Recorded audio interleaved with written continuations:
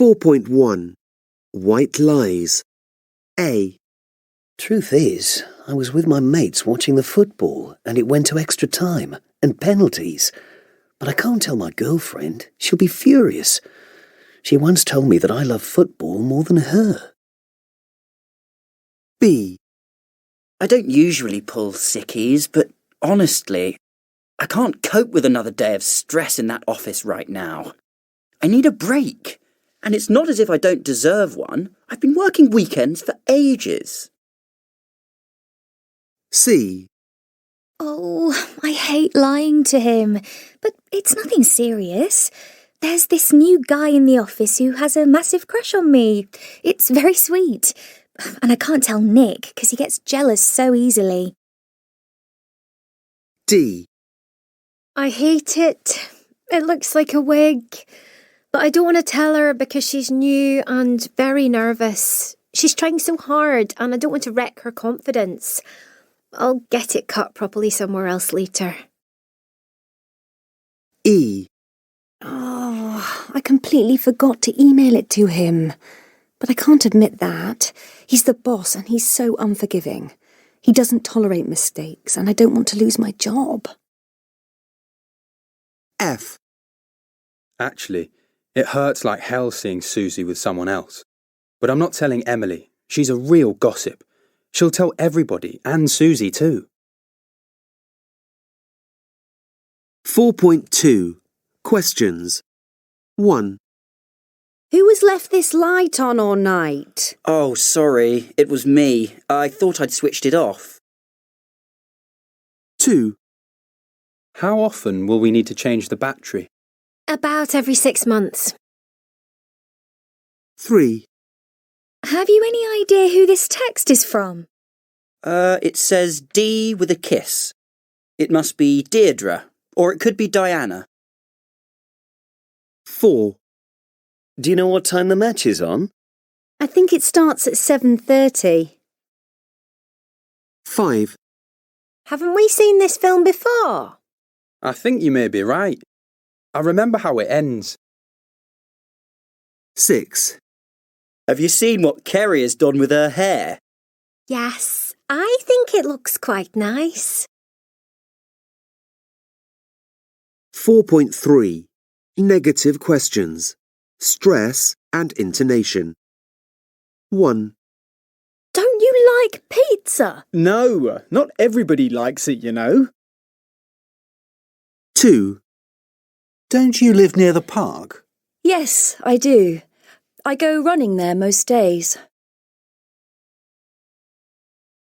4.4 1. Don't you like ice cream? Oh, I do, but I'm on a diet. 2. Haven't you got a smartphone? No, this one just makes calls and texts, and I'm fine with that. 3. Can't you swim? No, they never taught us at school, and I'm a bit scared of water. 4. Didn't you watch the match last night? No, we had our anniversary meal. I've got it recorded, though. 5. Isn't it your birthday next week? Yes, but I'm keeping it quiet. It's a big one. Too big. 6. Didn't you work in Berlin once? Yes, I was there from 2015 to 2018. I loved it there. 7. Don't you play the piano? Yes. I'm not very good, though. I make a lot of mistakes. 8. Haven't you got twins? Yes, that's right. They're 3 now, so it's still very hard work. 4.5 Hypocritical Hugo. Hi, I'm Hugo. Let me tell you about my lifestyle and beliefs. I used to be a vegetarian, but now I've gone completely vegan. It's so much healthier. I've given up alcohol too. I feel much better for it. And I find it such a bore now, being with people who drink. I'm very aware of my carbon footprint, so I don't own a car. I cycle everywhere, rain or shine, or I use public transport. And I'm such a technophobe. I got rid of my phone ages ago. It feels so liberating. I mean, it's laughable to watch how people are glued to their screens all day. Total addicts. I never watch TV either. And I hate social media. It's all so trivial. I'm an atheist because I think religion is a way of brainwashing people, and it always seems to lead to wars. I'm a total pacifist, obviously. And it goes without saying that I'm an anti-royalist. What a waste of taxpayers' money that whole charade is. 4.6. How come? 1, Why is he eating bacon if he's a vegan? 2, How come he's eating bacon? He's a vegan. 3, Why has he got a royal wedding mug if he's an anti-royalist? 4, How come he's got a royal wedding mug? He's an anti-royalist. 4.7. What a hypocrite. 1, If he's a vegetarian, how come he's eating bacon? 2, If he's vegan, how come he's drinking cow's milk? 3, If he's a teetotaler, how come there's a half-empty bottle of wine on the table? 4, If he doesn't own a car, how come there's a car key on the table? 5, If he's a technophobe, how come he's got an iPhone? 6, If he never watches TV, how come there's a massive TV in the living room? 7, If he hates social media, how come Facebook is open on his phone? 8, If he's an atheist, how come he's wearing a cross?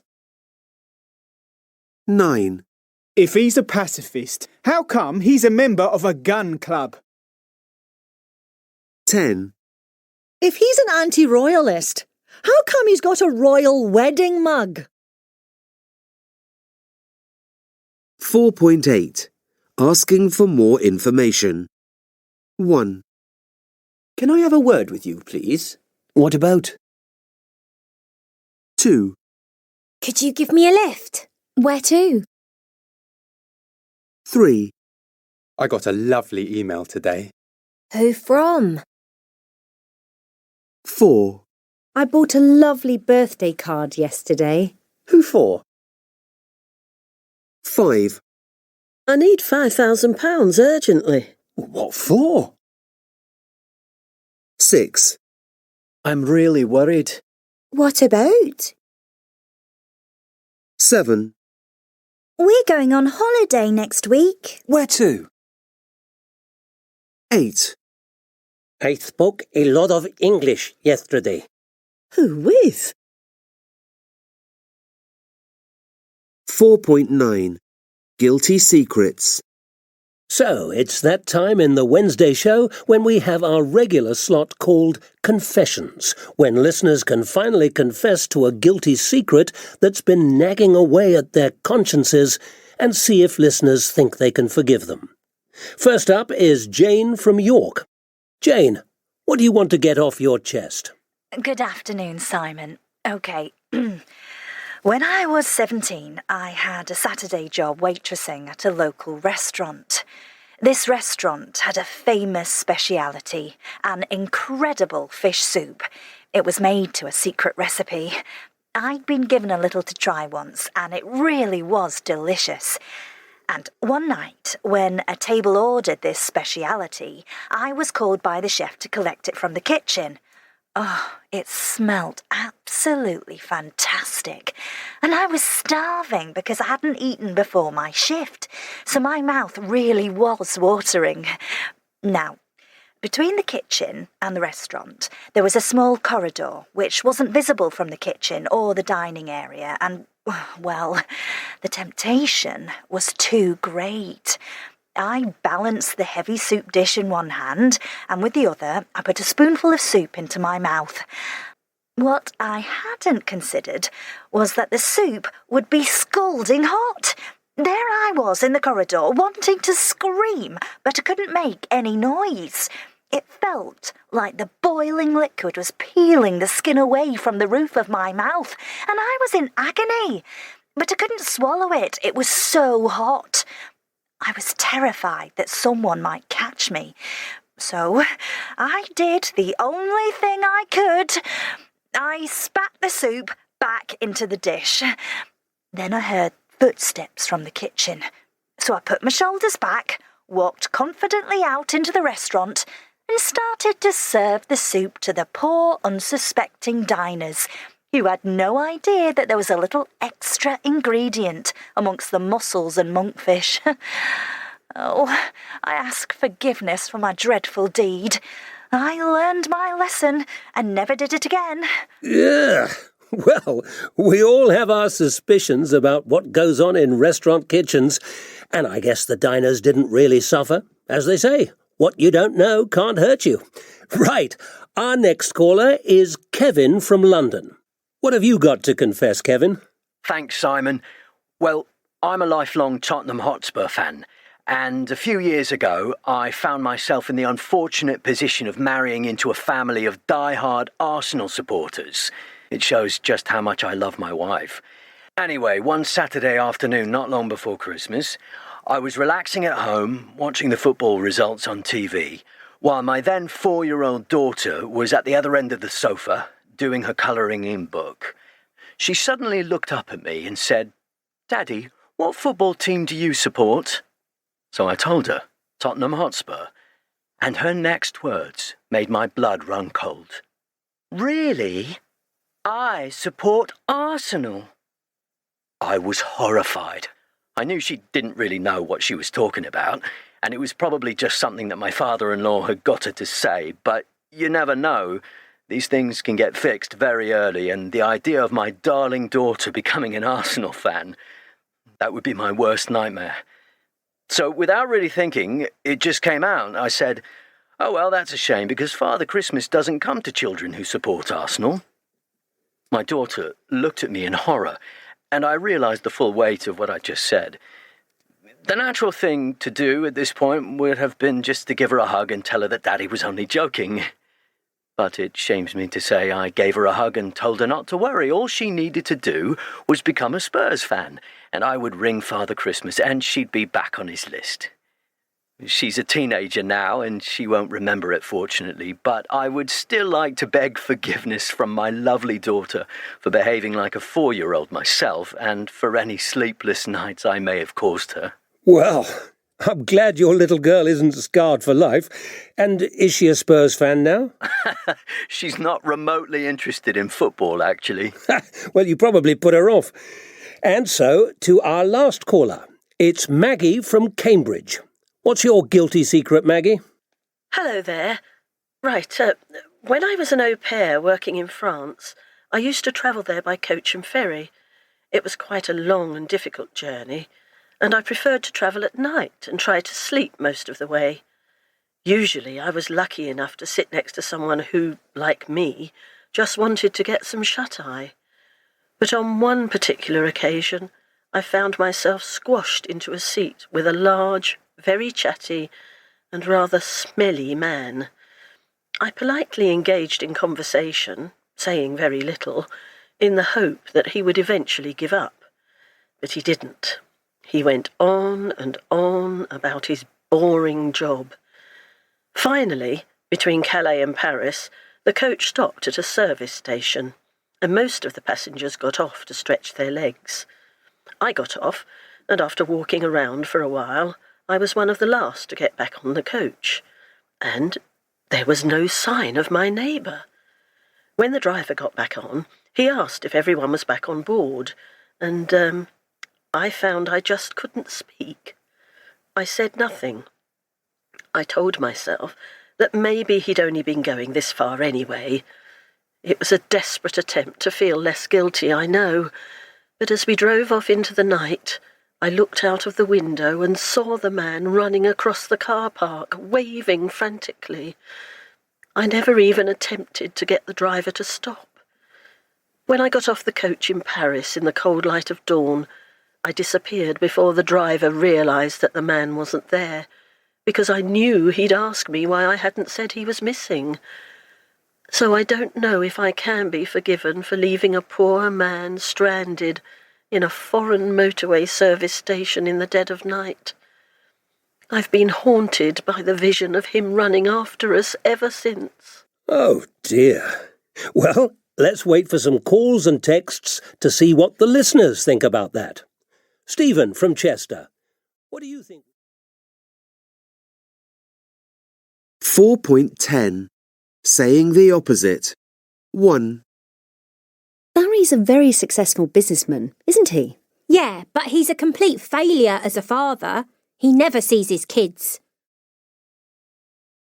2. My granddad's so generous. He gives me a £20 note every time I see him. Lucky you. My granddad's famous for his meanness. A £5 every birthday if he remembers. 3. Well, Henry, I'm pleased there's been some improvement in your behaviour this term, but unfortunately your work has got worse. Oh, it's not fair, sir. You never say anything encouraging about my work. 4. The word literally is so overused these days. People drop it into every sentence. Yeah, and they don't just use it too much, they misuse it, with a totally wrong meaning. 5.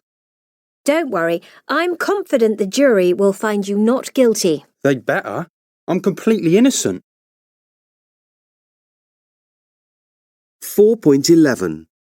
Not exactly. 1. This hotel room is tiny. Yes, it's not exactly huge, is it? 2.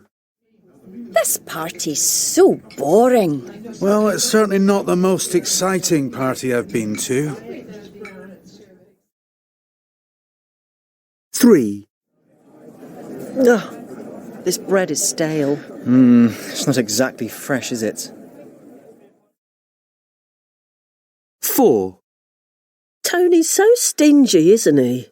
Well, he's not the most generous person I know. 5. That exam was hard, wasn't it? It certainly wasn't the easiest we've had. 6. Oh, this steak is so tough. It's not exactly tender, is it? 4.12. Being polite. 1. Where's the station? Could you tell me where the station is, please? 2. Have you got change for a £10 note? I'm sorry to bother you, but could you possibly change a £10 note? 4.13. Which is more polite? 1A. Would you mind if I opened the window? I'd rather you didn't, actually. It's not exactly boiling in here. 1B. Can I open the window? No, I'm cold. 2A. Can you come to our barbecue next Saturday? No, I can't. 2B. Can you come to our barbecue next Saturday? Oh, sorry, I'm afraid I'm away all next weekend. What a pity. 3A. Can you help me carry this box upstairs? Yeah, if you want. 3B. Could I ask you a favour? Would you mind giving me a hand carrying this box upstairs? No, not at all. I'd be happy to help. 4A. Excuse me. Do you think you could turn your music down a bit? I'm so sorry. I didn't realise it was so loud. I'll turn it down right away. 4. B.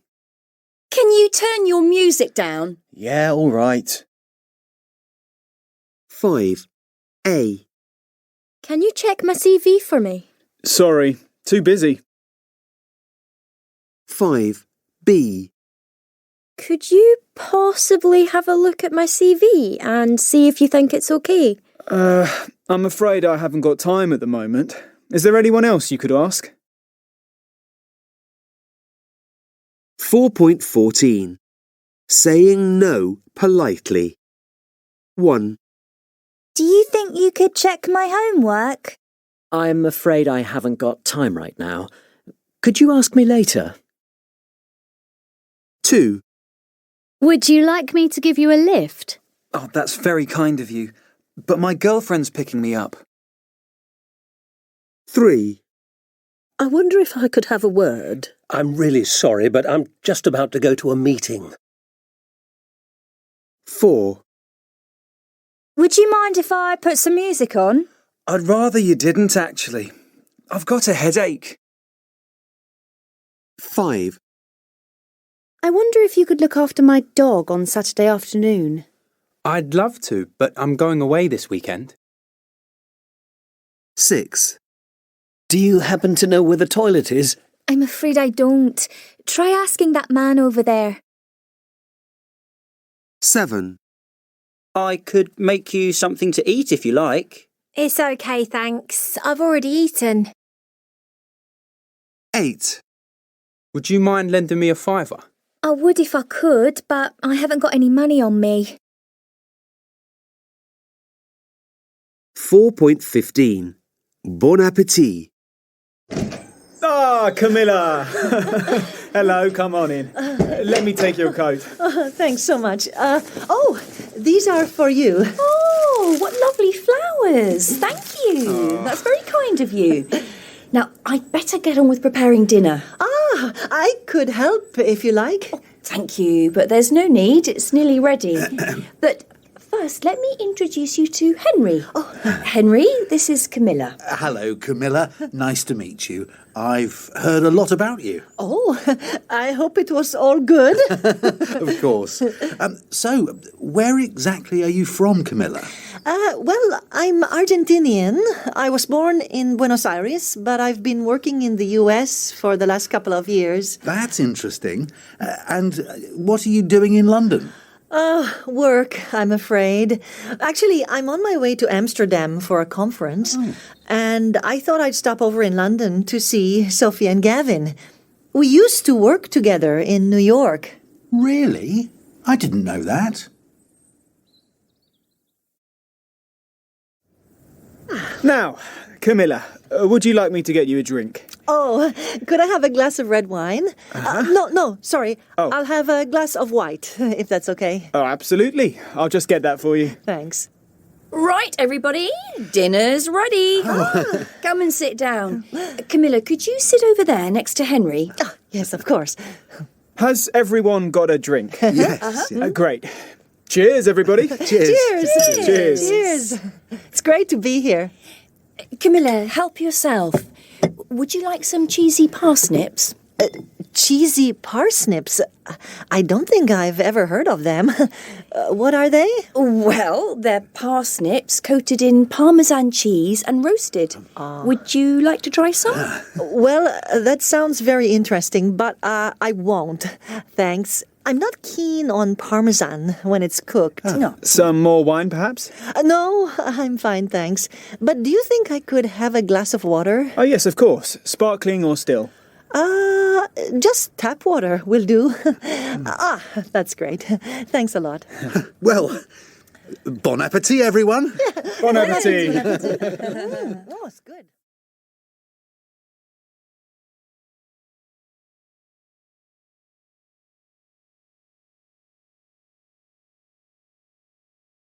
5.1.